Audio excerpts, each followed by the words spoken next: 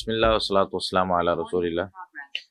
अशहदु अल्ला इलाहा इल्लल्लाह वहदहु ला शरीका लहु व अशहदु अन्ना मुहम्मदन अब्दुहु व रसूलुहु सल्लल्लाहु अलैहि वसल्लम। हम सूरतुल बकरा का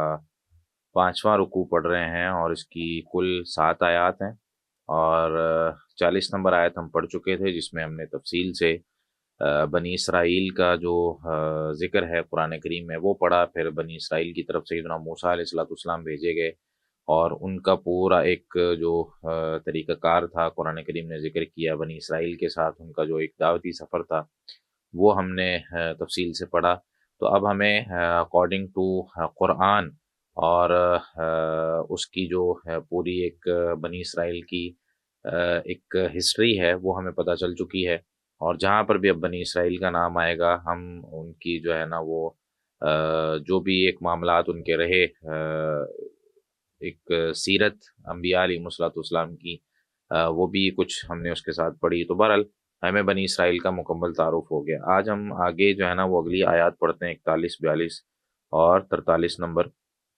और उसकी तफसीर पढ़ने की और समझने की कोशिश करते हैं कि कुरान करीम हमें क्या सिखाना चाह रहा है। आऊज़ु बिल्लाहि मिनश शैतानिर रजीम। आयत नंबर 41 है, आप लोगों के सामने स्क्रीन शेयर हो रही है। व आमिनू बिमा अंज़लतु मुसद्दिक़न लिमा मअकुम वला तकूनु अव्वला काफिरिन बिही वला तश्तरू बि आयाती समनन कलीला व इय्याया फत्तकून। और इस पर ईमान लाओ, वाओ और इस पर ईमान लाओ जो मैंने उतारा है, इसकी तस्दीक करने वाला है जो तुम्हारे पास है, और तुमसे पहले इससे कुफर करने वाले ना बनो। तुम सबसे पहले वला तकुनु अव्वला काफिरिन भी, तुम सबसे पहले इससे कुफर करने वाले ना बनो। वला तश्तरू भी आयाती समनन कलीला, और मेरी आयात के बदले थोड़ी कीमत मत लो। व इया या फत्तकून, और सिर्फ मुझी से बस डरो। लफ्जी तर्जुमा देख लें। व आमिनु, और तुम सब ईमान ले आओ, बीमा उस पर जो अंजलतु मैंने उतारा, मैंने नाजिल किया, मुसद्दिक़न तस्दीक करने वाला है, लिमा उसकी जो, लिमा उसकी जो, माकुम तुम्हारे पास है, वला वाओ और ला ना,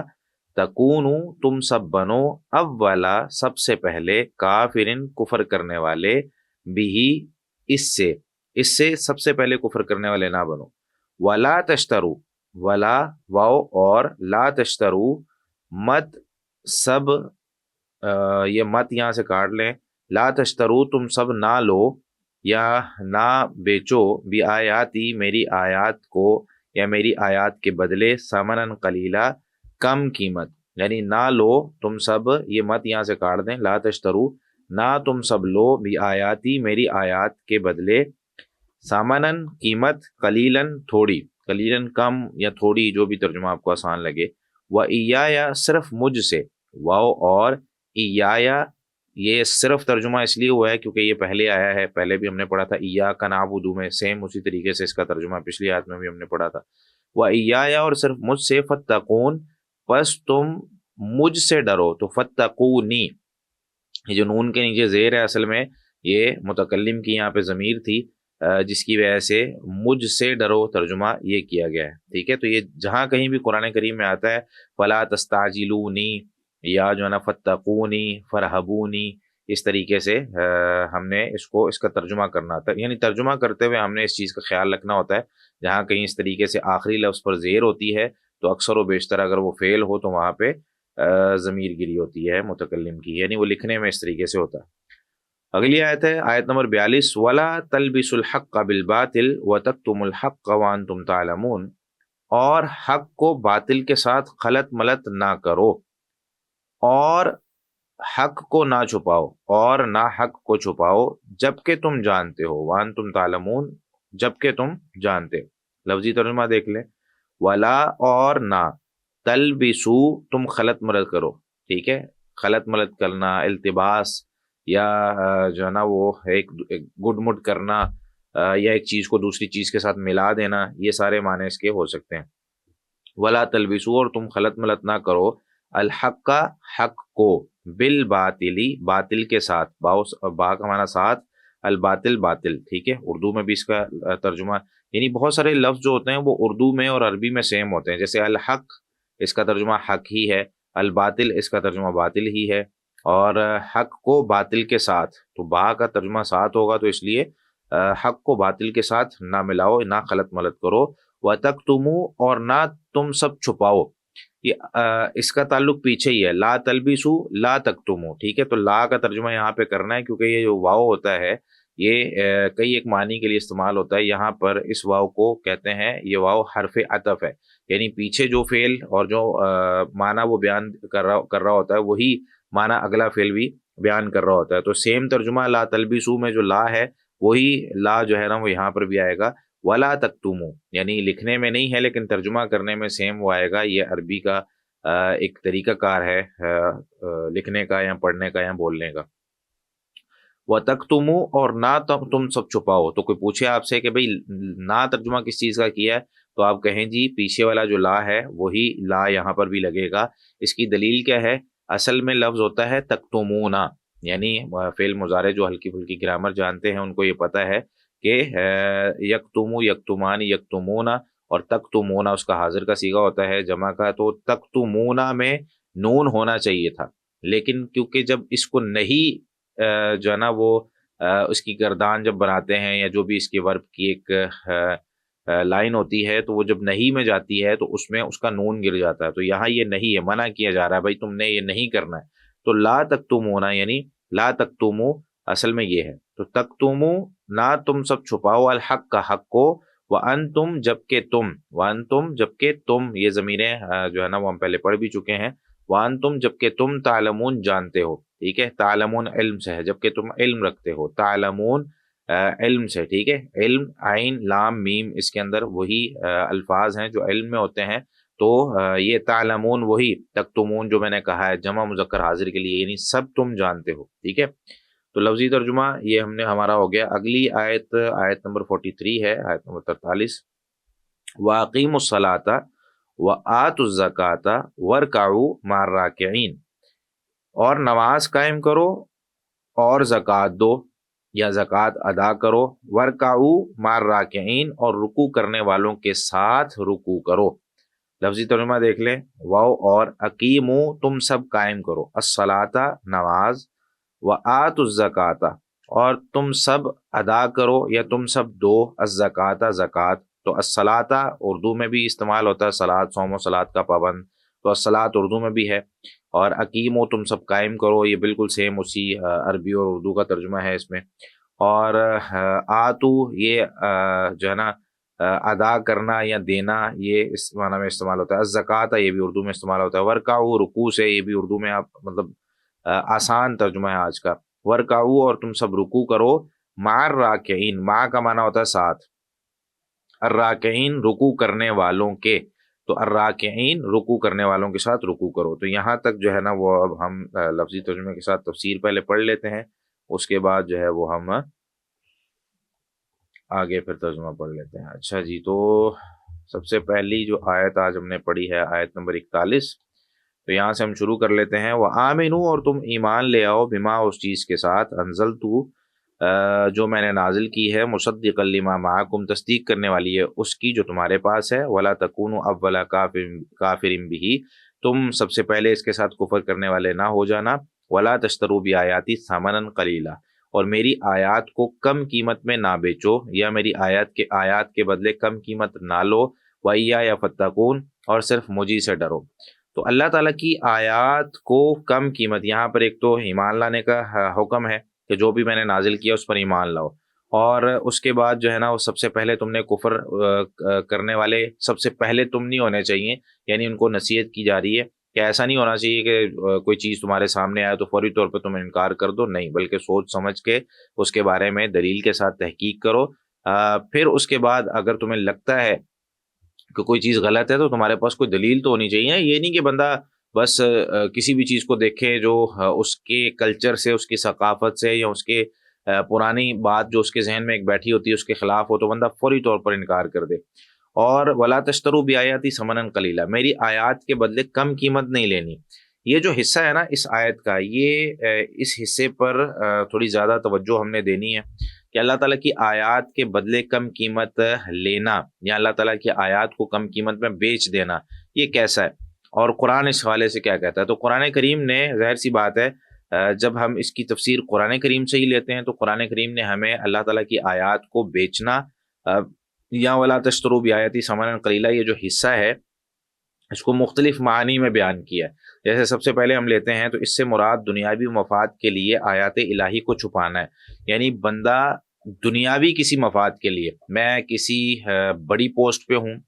اور مطلب میں ایک عالم دین ہوں، مجھے کسی نے جو ہے نا وہ مفتی کا ٹائٹل دیا اور مجھے کسی بڑی پوسٹ پہ بٹھا دیا جہاں میری جو ہے نا تنخواہ لاکھوں میں ہے، پروٹوکولز ہیں، آگے پیچھے بہت سارے مفادات ہیں اور جو مجھے مل رہے ہیں. اچھا اب اس پوسٹ میں کیا ہوتا ہے کہ کبھی کوئی اس طرح کا مسئلہ میرے سامنے آ جاتا ہے جو بادشاہ کو غلط لگتا ہے. یعنی بادشاہ کہتا ہے کہ اس کو غلط ثابت کرنا ہے حالانکہ وہ صحیح ہوتا ہے، یا بادشاہ کہتا ہے اس کو صحیح ثابت کرنا ہے حالانکہ وہ غلط ہوتا ہے. اب میں کیا کرتا ہوں کہ مجھے پتا بھی ہے کہ یہ کتنا ضروری ہے. جیسے یوں سمجھ لیں کہ کوئی بڑا بندہ ہے اور اس سے کوئی ایسی غلطی ہو گئی ہے جس کی سزا بہت سخت ہے. اب اس کو فیصلہ آتا ہے میرے پاس کہ بھئی اسلام کیا کہتا ہے اس حوالے سے، جو اسلام کہے گا ہم جو ہے نا وہ کر دیں گے. اب مجھے پتا ہے اگر میں اس کے خلاف فیصلہ کرتا ہوں تو میری جاب جاتی ہے، میری نوکری جاتی ہے. کئی لوگ یہ اسی طریقے سے ہماری مسجدوں میں بھی ہوتا ہے. یعنی کچھ لوگ اس طرح کے ہوتے ہیں جن بیچاروں کے پاس کوئی ٹیلنٹ نہیں ہوتا، کوئی ہنر نہیں ہوتا، کچھ کام نہیں کر سکتے. ان کو پھر لگتا ہے، اور پھر تعلیم بھی ان کی اتنی مضبوط نہیں ہوتی، ان کو لگتا ہے کہ ہم جس مسجد میں ہیں نا یہی ہماری زندگی ہے اور اس سے آگے پیچھے اگر ہم جائیں گے یا کوئی بھی بات ہم اس طرح کی یہاں پہ کریں گے تو ہماری جو نوکری ہے وہ چلی جائے گی. ہم کھائیں گے کہاں سے، ہمارے بیوی بچے کھائیں گے کہاں سے. ایمان بھی کمزور ہے، علم بھی کمزور ہے، اور اس کے ساتھ ساتھ ان کا جو عقیدہ ہے وہ تو بالکل اس طرح کا ہوتا ہے کہ اللہ تعالیٰ کا تعارف ان کو ہے ہی نہیں. تو وہ کرتے کیا ہیں کہ اس دنیاوی مفاد کے لیے، یعنی وہ جو سیلری ان کو مل رہی تھی یا جو اسٹیٹس تھا بادشاہ کے سامنے یا کہیں پہ بھی کوئی جو ان کا ایک مقام ہے، زیادہ تر اس طرح ہوتا ہے دنیاوی مفاد کے لیے. ہم میں سے نا بہت سے لوگ وہ کسی جگہ ایسی جگہ پہ بیٹھے ہوتے ہیں، کسی مجلس میں ان کی عزت ہے، مقام ہے. اب وہاں پہ کیا کرتے ہیں کہ بھائی اگر میں نے یہاں پر بتایا تو میری تو بے عزتی ہو جائے گی. اگر کسی نے 100 لوگ بیٹھے ہوئے، اب 100 لوگوں نے مجھ سے کوئی مسئلہ پوچھا یا 100 لوگوں کی موجودگی میں کسی ایک نے مجھ سے کوئی مسئلہ پوچھ لیا اور میں یہ کہتا ہوں یار مجھے تو اس مسئلے کا نہیں پتا،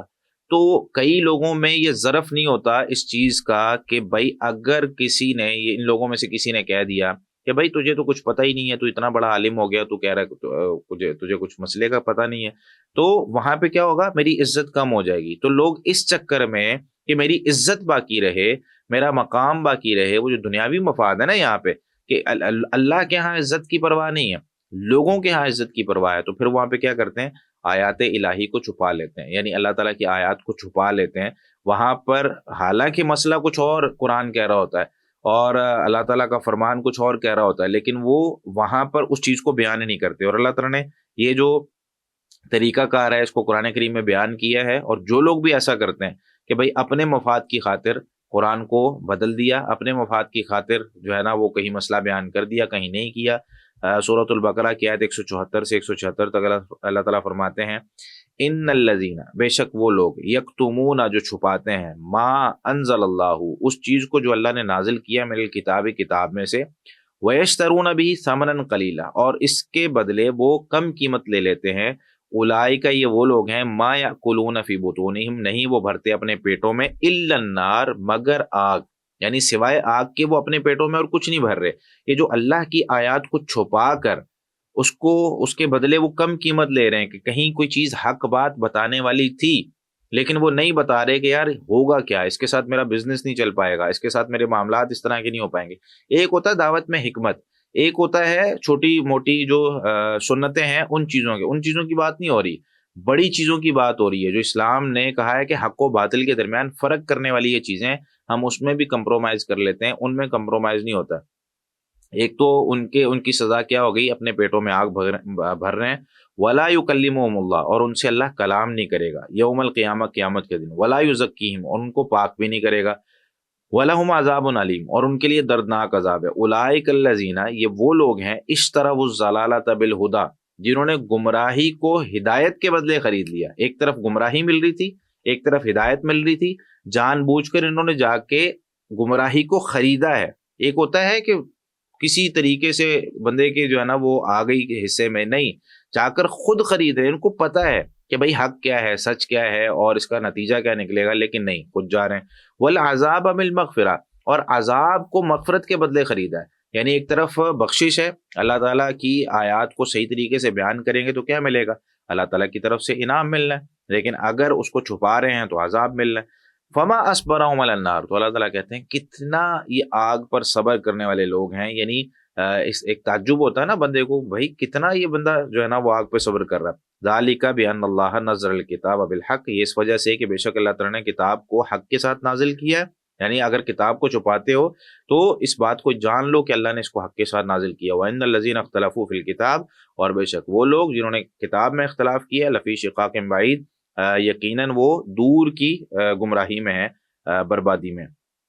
دوسری جو قرآن کریم نے آیات کو جو ہے نا وہ ثمناً قلیلا، یعنی اس لفظ کے ساتھ ذکر کیا ہے، تو لوگوں کے ڈر کی وجہ سے آیات کو چھپانا یا کم قیمت میں اس کو بیچنا اور اس کا جو ہے نا وہ معنی تبدیل کرنا، جس طرح آگے بھی آ رہا ہے۔ اللہ تعالیٰ فرماتے ہیں سورۃ المائدہ کی آیت نمبر 44 میں، اِنَّا أَنزَلْنَا التَّوْرَاةَ فِيهَا هُدًى وَنُورٌ، بے شک ہم نے تورات کو نازل کیا، اس میں ہدایت بھی ہے اور نور بھی ہے۔ يَحْكُمُ بِهَا النَّبِيُّونَ، اس کے ساتھ فیصلہ کرتے ہیں وہ نبی، الذین اسلموا، جو اسلام لائے، اپنے آپ کو مطیع و فرمانبردار کر دیا انہوں نے، للذین ہادوا، ان لوگوں کے لیے جو یہودی ہوئے، والربانیون، اور رب والے، والاحبار، اور علماء، مما استحفظوا من کتاب اللہ، اس وجہ سے کہ ان کے ذمے حفاظت لگائی گئی تھی کہ اللہ کی کتاب ہے، اس کی حفاظت کرنی ہے، وکانوا علیہ شہداء، اور اس پر گواہ بھی تھے۔ تو اب ان کو یہ حکم ہے، فلا تخشوا الناس، تم لوگوں سے نہ ڈرو، واخشونی، اور مجھ سے ڈرو، ولا تشتروا بآیاتی ثمنا قلیلا، اور میری آیات کو کم قیمت میں نہیں بیچنا، ومن لم یحکم بما انزل اللہ، اور جو کوئی فیصلہ کرے گا اس چیز کے ساتھ جو کوئی فیصلہ نہیں کرے گا، ومن لم یحکم، اور جو کوئی فیصلہ نہیں کرے گا، بما، اس چیز کے ساتھ، انزل اللہ، جو اللہ نے نازل کیا، فاولئک هم الکافرون، تو یہ لوگ ہیں جو کافر ہیں۔ اب یہاں پہ دیکھ لیں کتنی بڑی سزا ہے کہ اللہ تعالیٰ کی آیات کو چھوڑ کر جان بوجھ کے بندہ وہ اللہ تعالیٰ کی آیات کا انکار کر کے کسی اور چیز کے ساتھ فیصلہ کر رہا ہے۔ صحیح بخاری میں 7163 نمبر پر جو حدیث ہے، اس سے پہلے جو عنوان ذکر کیا گیا ہے، امام بخاری رحمہ اللہ نے وہاں حسن بصری رحمہ اللہ کا جو ہے نا قول ذکر کیا کہ اللہ تعالیٰ نے اس آیت میں نا جو علماء ہیں، حکام ہیں، اور جو بڑے بڑے لوگ ہیں جن کے ماتحت بہت سے لوگ ہوتے ہیں، ان سے 3 قسم کے کاموں کا مطالبہ کیا ہے۔ پہلے کیا ہے، اخذ اللہ علی الحکام اللہ یتبع الہوا، پہلا ان سے مطالبہ یہ کیا ہے کہ وہ ہوا کی خواہشات کی پیروی نہ کریں، یعنی جو ان کا دل چاہ رہا ہے ہم نے ایسا کرنا ہے ویسا نہ کریں۔ ولا یخشوا الناس، اور لوگوں سے نہ ڈریں۔ دوسرا مطالبہ یہ، ولا یشتروا بآیاتی ثمنا قلیلا، اور میری آیات کو کم قیمت میں نہ بیچیں۔ یہ 3 جو ہے نا مطالبے کیے، یعنی پیسے لے کے لوگوں کے فیصلے کر دینا، پیسے لے کے جو ہے نا وہ لوگوں کے زمین اس بندے کی تھی لیکن اس بندے کو دے دینا، قتل اس نے کیا ہے لیکن الزام کسی غریب پہ اور کسی جو ہے نا وہ مظلوم پہ ڈال دینا جس کے آگے پیچھے کوئی نہیں ہے۔ ایک کیس بنتا تھا 6 اور کیس کے پھنس تو رہا ہے، چلو 6 اور کیس جو کسی اور کے پڑے ہیں وہ سارے اس پہ ڈال کے جو پرانے کیس ہیں ان کو بند کرو۔ تو یہ سارا جو سوسائٹی کے اندر چل رہا ہے اللہ تعالیٰ نے اس سے منع کیا۔ اسی طریقے سے قرآن کریم میں اللہ تعالیٰ نے اس چیز سے بھی منع کیا، اور اس کو بھی ثمنا قلیلا جو ہے نا وہ کہا ہے کہ دلائل اپنی طرف سے بنانا، یعنی ایک چیز کی دلیل ہی نہیں ہے لیکن اپنی طرف سے دلائل بنا رہے ہیں یا اس کا معنی اپنے مقاصد کے لیے بدل رہے ہیں۔ قرآن کی آیت تھی، ترجمہ کچھ اور بن رہا تھا، لیکن اس کو کسی ایسے بندے کے سامنے بیان کر رہے ہیں جو بیچارہ جس کو پتہ ہی نہیں ہے۔ بہت سے لوگوں نے تو اسی طریقے سے لوگوں کو گمراہ کیا نا کہ ان بیچاروں کو پتہ ہی نہیں تھا کہ قرآن کا ترجمہ کس طریقے سے ہوتا ہے، لفظی ترجمہ کس طریقے سے ہوتا ہے، اس کے معنی اور مفہوم اور اس کی تفسیر کیا ہے، انہوں نے اپنی طرف سے بیان کر کے جی دیکھیں جی اس آیت سے یہ نکلتا ہے، اس آیت میں یہ مسئلہ ہے، اس آیت میں یہ مسئلہ ہے۔ تو قرآن کریم بیان کر کے لوگوں کو جو ہے نا گمراہ کر رہے ہیں۔ تو اگر قرآن کریم کا معنی کوئی بدلتا ہے اپنے مقاصد کے لیے، آیات کا ہیر پھیر کر دیتا ہے، کہیں کی آیت اٹھا کے کہیں پہ لگا رہا ہوتا ہے، یہ بھی ثمنا قلیلا ہے۔ اللہ تعالیٰ نے فرمایا فویل للذین یکتبون الکتاب، تو بڑی ہلاکت ہے ان لوگوں کے لیے، یکتبون الکتاب بایدیہم، جو کتاب کو اپنے ہاتھوں سے لکھتے ہیں، ثم یقولون ھذا من عند اللہ، پھر وہ کہتے ہیں یہ اللہ کی طرف سے، یعنی خود سے کوئی دلیل لکھی، خود سے کوئی کتاب، اس کے اندر کوئی آیت لکھی اور کہا جی یہ تو قرآن کی آیت ہے، جس طرح ہمارے آپ سوشل میڈیا پہ اکثر و بیشتر اس طریقے سے چل رہا ہوتا ہے، کوئی حدیث لکھ کے کہا جا رہا ہوتا ہے یہ صحیح بخاری میں ہے، یہ فلاں کتاب میں ہے، اور ہمارے کئی لوگ بڑے دھڑلے سے وہ مفتی بنے پھر رہے ہوتے ہیں اور کہہ رہے ہوتے ہیں کہ جی یہ والی جو بات ہے یہ قرآن میں ہے، یہ جی میں نے خود پڑھی ہے، یہ جی فلاں جگہ پہ اس طریقے سے بیان کی جاتی ہے، تو یہ بہت بڑی بات ہے جو ہم کر رہے ہوتے ہیں۔ اللہ تعالیٰ نے فرمایا ہے ثم یقولون ھذا من عند اللہ، پھر وہ کہتے ہیں یہ اللہ تعالیٰ کی طرف سے، لیشتروا بہ ثمنا قلیلا، تاکہ وہ اس کے ذریعے کم قیمت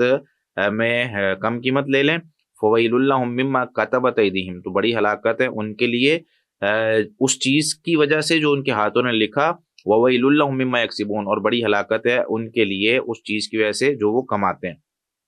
اسی طریقے سے سورہ آل عمران کی آیت نمبر 77 میں بھی اللہ تعالیٰ نے یہ بات ذکر کی، ان الذین یشترون بعہد اللہ، بے شک وہ لوگ جو اللہ کے عہد کو بیچ دیتے ہیں، وایمانہم، اور اپنے قسموں کو بھی بیچ دیتے ہیں، ثمنا قلیلا، کم قیمت میں، اولئک، یہ وہ لوگ ہیں، لا خلاق لہم فی الآخرہ، جن کے لیے کوئی حصہ آخرت میں نہیں ہے، ولا یکلمہم اللہ، نہ اللہ ان سے کلام کرے گا، ولا ینظر الیہم یوم القیامہ، نہ قیامت کے دن ان کی طرف دیکھے گا، ولا یزکیہم، نہ ان کو پاک کرے گا، ولہم عذاب علیم، اور ان کے لیے دردناک عذاب ہے۔ تو یہاں پر اللہ تعالیٰ نے اس آیت میں ان الذین یشترون بعہد اللہ و ایمانہم ثمنا قلیلا، اپنے وعدے اللہ تعالیٰ سے جو کیے ہوئے ہیں، اللہ تعالیٰ کو حاضر ناصر جان کر جو لوگ وعدہ کرتے ہیں، اور اپنی قسمیں یہ بھی لوگ بیچ دیتے ہیں۔ آج دیکھیں آپ عدالتوں میں جا کر لوگ جھوٹی قسمیں کھا رہے ہیں، اور اپنے گلی محلے کے فیصلوں میں، اپنے خاندانی فیصلوں میں لوگ جھوٹی قسمیں کھا لیتے ہیں۔ مجھے کچھ دن پہلے ایک دوست نے بتایا کہ ایک بندے نے اس کے پیسے کچھ دینے تھے، اور وہ تھانے میں چلا گیا فیصلہ، اور وہ جو پولیس والا تھا اس نے کہا یار کہاں تم عدالتوں میں دھکے کھاتے پھرو گے، اور یہیں بیٹھ کے جو ہے نا وہ فیصلہ کر لیتے ہیں۔ اس نے کہا ٹھیک ہے۔ اب یہ جو بندہ تھا اس نے کہا کہ میں نے اس کو کہہ دیا کہ بھائی تم نے میرے پیسے دینے یا نہیں دینے، تم قسم اٹھا کے کہہ دو کہ تم نے میرے پیسے نہیں دینے تو میں آج کے بعد تم سے مانگوں گا نہیں۔ اس نے قسم اٹھا لی۔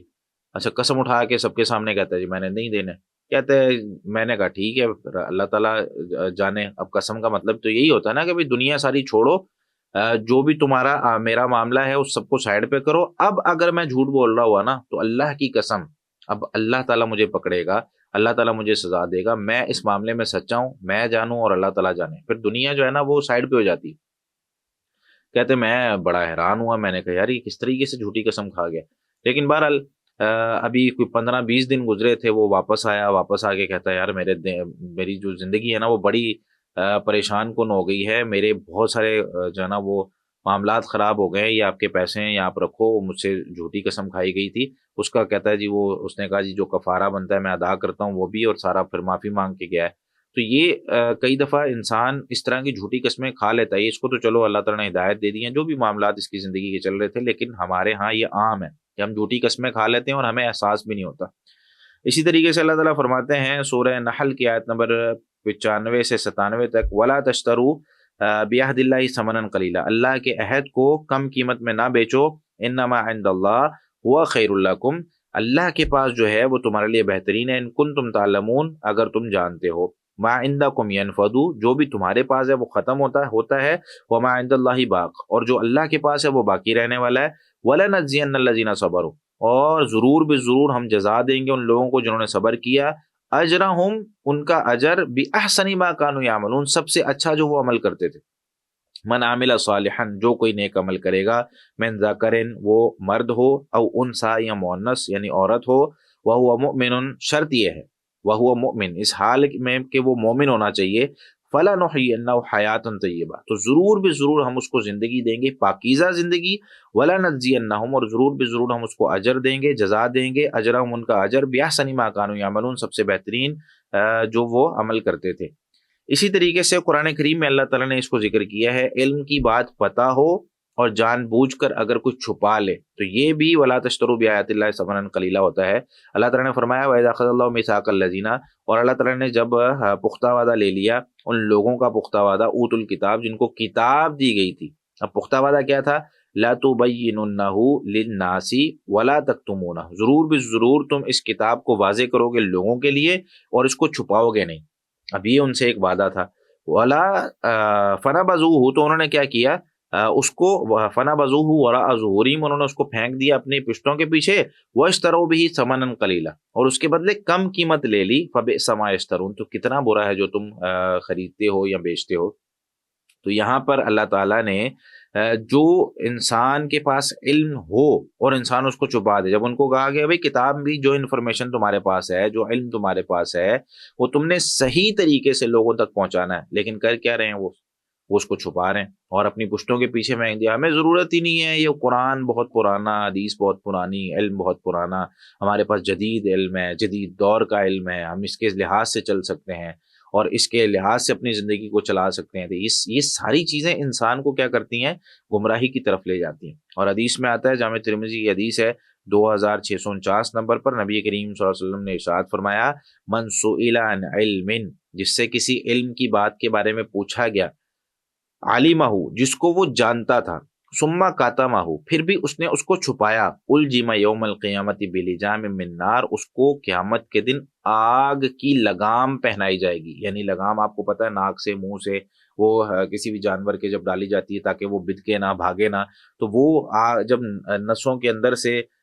جا کے اور منہ کے اندر سے نکل رہی ہوتی ہے، جس طریقے سے بھی منہ کے اندر ڈال کے وہ پیچھے اس کے جو بانچھیں ہوتی ہیں اس کے اندر وہ لگی ہوتی ہے، تو آگ کی لگام ہوگی. ویسے ہی وہ اتنی تکلیف دہ ہوتی ہے کہ جانور جب ادھر ادھر بھاگنے لگتا ہے تو اس کو تھوڑا سا زور سے کھینچا جاتا ہے نا، جانور کو تکلیف ہوتی ہے، وہ رک جاتا ہے. تو آگ کی لگام انسان کیسے برداشت کرے گا؟ تو اس لیے اگر علم کی بات پتہ ہو نا، قرآن کی کوئی آیت پتہ ہو اور کوئی ہم سے پوچھے، یہ بات خاص طور پہ ان لوگوں کے لیے ہے جن کو علم ہے چیزوں کا اور وہ پھر بھی اس کو چھپاتے ہیں. یعنی ایسا سمجھ لیں کہ جو کچھ خاص طور پہ درباری مولوی ہوتے ہیں، یا جو ہے نا وہ میں بات کر رہا ہوں کہ ہمارے معاشرے کے اندر ضروری نہیں ہے کہ یہ داڑھی اور یہ ٹوپی پہن کے کوئی بھی بندہ جو ہے نا وہ حقیقت بیان کر رہا ہو. ہمیں اس چیز کو پہچاننے کی بہت زیادہ ضرورت ہے کہ جو شخص سامنے بیٹھا ہوا بیان کر رہا ہے وہ کون ہے، وہ کیا کس طریقے سے بیان کر رہا ہے، وہ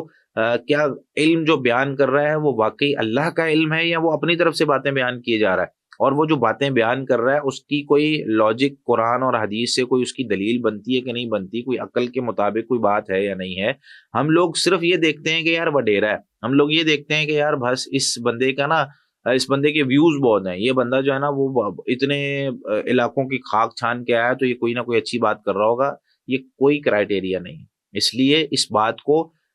بہت زیادہ، جس طریقے سے ہم اپنے کھانے پینے کا خیال رکھتے ہیں نا، کہ کئی دفعہ ہم دیکھتے ہیں کہ یار اس کے اندر پتھر تو نہیں آ رہا، یہ جو ہے نا وہ جلی ہوئی چیز تو نہیں ہے، کم از کم اتنی چیزوں کا تو ہم خیال رکھتے ہیں نا. باقی تو ٹھیک ہے، ہم بہت ساری چیزیں ایسی کھا لیتے ہیں جن کا صحت کے لیے فائدہ نہیں ہوتا، لیکن کچھ چیزیں تو ہم بہت زیادہ خیال رکھتے ہیں کہ یار اگر نمک بہت زیادہ تیز ہو تو ہم نہیں کھاتے. اسی طریقے سے ہمیں ان چیزوں کو بھی دیکھنا چاہیے کہ جس سے ہم علم لے رہے ہیں وہ استاد کون ہے، پھر علم جو ہمیں دے رہا ہے وہ اس کے سورس کیا ہے. کہیں ایسی کوئی سنی سنائی بات ہمیں بیان کر کے ہمارا عقیدہ خراب کر دے، ہماری تو ساری آخرت خراب ہو جانی، ہماری تو ساری آخرت برباد ہو جانی. تو اس کے لیے بندہ جو ہے نا وہ پریشان ہو کے گھوم رہا ہو تو ہمیں شروع میں ہی احتیاط کرنی چاہیے. اسی طریقے سے اللہ تعالیٰ نے یہ بھی ذکر کیا ہے، کئی فوائیں ضرور علیکم، کیسے کہ جب وہ تم پر غالب آ جائیں گے، لا يرقبوا فیکم الا ولا ذمہ، تم سے کسی رشتہ داری کا، کسی عہد کا وہ کوئی خیال نہیں رکھیں گے. یرزونکم بافواہہم، وہ اپنے منہوں سے تم کو راضی کرتے ہیں، وتأبى قلوبہم، حالانکہ ان کے دل انکار کرتے ہیں، واکثرهم فاسقون، اور ان میں سے اکثر فاسق ہیں. ان کا عمل کیا ہے؟ اشتروا بآیات اللہ ثمنا قلیلا، انہوں نے اللہ کی آیات کو کم قیمت میں بیچا ہے.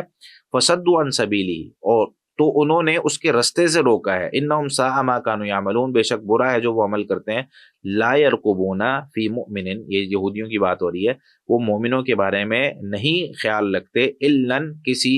جو ہے نا رشتہ داری کا، ولا ذمہ، نہ کسی عہد کا. واولئک هم المعتدون، یہی لوگ حد سے گزرنے والے ہیں. فإن تابوا، ہاں اگر یہ توبہ کر لیں، واقاموا الصلاۃ، اور نماز قائم کریں، وآتوا الزکاۃ، اور زکوٰۃ ادا کریں، فإخوانکم فی الدین، تو پھر تمہارے دینی بھائی ہیں. تو یہاں اس آیت سے بھی جو ہے نا مفسرین نے استدلال کیا ہے، فإن تابوا، اگر یہ توبہ کریں یعنی ایمان لیں،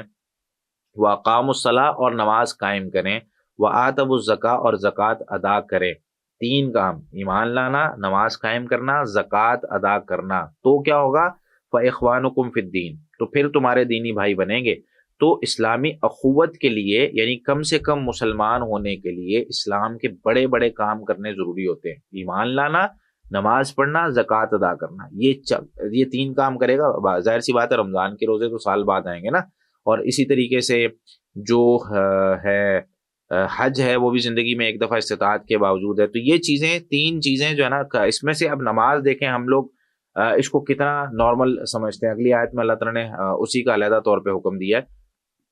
تو یہاں پر نماز کا بھی حکم ہے کہ ایمان لانے کے بعد نماز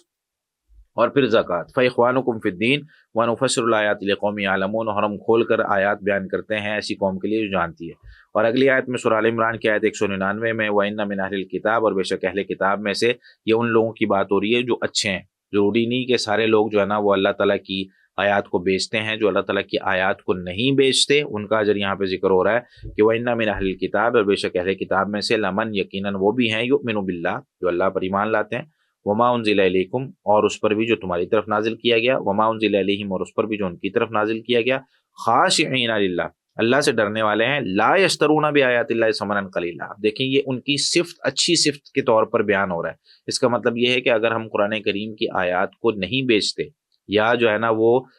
اس کے بدلے کم قیمت نہیں لیتے، تو اللہ تعالیٰ اس کی تعریف کر رہے ہیں، اولئک لہم اجرہم، ان کے لیے ان کا اجر ہے، عند ربہم، ان کے رب کے ہاں، ان اللہ سریع الحساب، بے شک اللہ تعالیٰ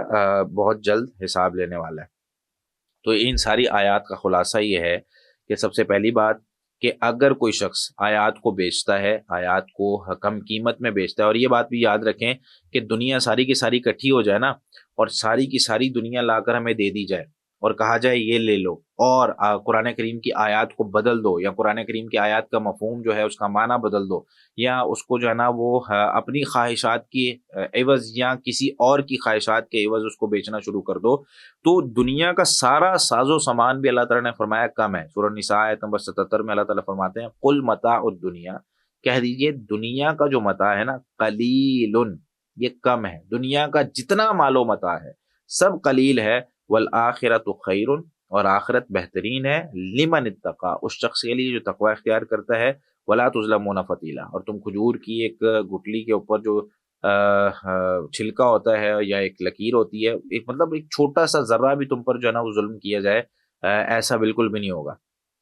تو یہاں ہمیں یہ بات بتا دی گئی کہ بھائی دنیا ساری کی ساری اگر ہمیں دے دی جائے پھر بھی ہمیں قرآن کریم کو نہیں بدلنا چاہیے. قرآن کریم پر ایمان لانا، جیسا ہے اسی طریقے سے اس کو ماننا، اور اس پر اگر کسی کو ہم بتا رہے ہیں تو اسی طریقے سے، اگر پتہ ہے تو بتائیں، نہیں پتہ تو کہہ دیجیے مجھے اس چیز کا نہیں پتہ. غلط انفارمیشن نہیں دینی، غلط قرآن کی آیت بیان نہیں کرنی، یا یہ کبھی باور کروانے کی کوشش نہیں کرنی کہ میرے پاس بڑا علم ہے، قرآن کریم کی کوئی بھی آیت بندہ جو ہے نا وہ پڑھ کے سناتا چلا جائے. تو اس لیے کہتے ہیں کہ بھائی یہ کوئی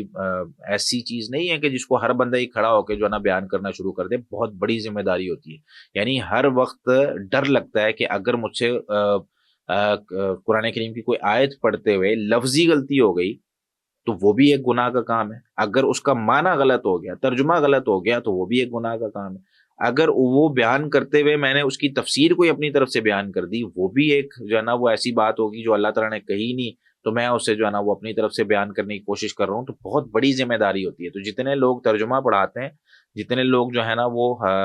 آگے لوگوں کو پڑھانے کی کوشش کرتے ہیں یا دین کی دعوت دینے کی کوشش کرتے ہیں، ان کے پاس علم مضبوط ہونا چاہیے، ٹھوس علم ہونا چاہیے، محنت کرنی چاہیے اس پر کہ مجھے جتنا بھی علم ہو، چاہے وہ تھوڑا ہو، اس پر میں عمل بھی کروں اور اس کو میں بار بار پڑھوں، بار بار سیکھوں. اسی وجہ سے قرآن کریم کے اگر 30 پارے ہیں نا تو بار بار پڑھا جاتا ہے، بار بار اس کو جو ہے نا وہ تلاوت کیا جاتا ہے، ہر نماز کے اندر تلاوت کیا جاتا ہے. کیوں؟ تاکہ مضبوط ہو جائے. اس کو جو ہے نا وہ حفظ کیا جاتا ہے. کیوں؟ مضبوط ہو جائے. بار بار ہمارے جمعوں میں، خطبوں میں، کئی لوگ جو ہے نا ان کا یہ اعتراض ہوتا ہے، وہ یہ کہتے ہیں کہ جی جمعے میں خطبے میں ہم پرانے خطبے سنتے آ رہے ہیں، وہی چیزیں جو ہے نا وہ بار بار ہوتی ہیں. ٹھیک ہے، نئے مسائل بھی بیان کرنے چاہیے. جہاں کوئی مستقل خطیب ہوتا ہے اس کو چاہیے کہ مختلف مسائل جو ہے نا وہ لوگوں کے سامنے بیان کرے،